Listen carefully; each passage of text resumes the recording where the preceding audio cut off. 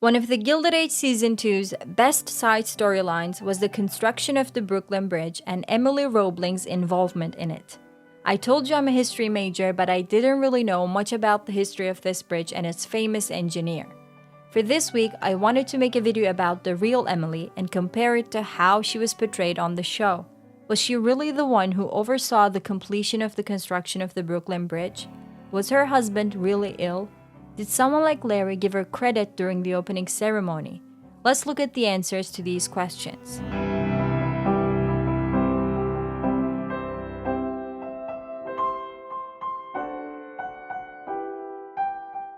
I should start by giving credit to Julian Fellowes for telling Emily's story in a historically accurate way.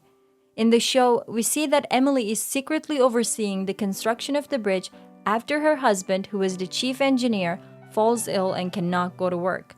Only the people who work on the bridge knows about Emily's involvement, but Larry finds out about it too. In her conversation with Larry, she reveals that she studied engineering together with her husband in Europe. That is why she knows how to build a bridge. During the opening ceremony, we see Larry giving credit to Emily for doing such a great job, even though it was difficult for many people to accept the grand bridge could be the result of the work of a woman. Now, what happened in real life is pretty similar, but there are some interesting details that the show did not include. First of all, Emily's father-in-law, John, was a famous architect who specialized in suspension bridges. His most ambitious assignment came in 1867 when he had to build a suspension bridge between Brooklyn and Manhattan. He sent his son Washington and his wife Emily, the heroine of our story, to Europe to conduct research for the new bridge project. There, the newly married couple visited construction sites and learned about new construction techniques. This is where Emily's great knowledge about bridge construction increased. 2 years later, in 1869, Emily's father-in-law got hurt in an accident at the construction site and contracted tetanus from his injury. His son Washington became in charge of the construction after his father died. But things did not go well for Washington either.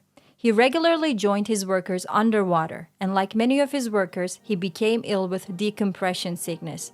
He was almost paralyzed. You can see him sitting down as everyone is standing in episode 7 of the Gilded Age Season 2. As a result of his sickness, Washington became so sensitive to light that he did not leave his house for years. This is where Emily showed her intellect and talent. Although her husband remained the chief engineer officially, it was Emily who visited the construction site, talked with the board, and managed the project. Some say Emily wanted to keep her involvement secret because she didn't want people to know about her husband's sickness. She worried if people knew they would take the bridge project away from the family. But in private conversations, she was not hesitant about talking about her role in the construction, hence why we know her story. Right before the grand opening of the bridge, she became the first person to cross the newly constructed bridge with a rooster on her lap, a scene I would have loved to see on the Gilded Age.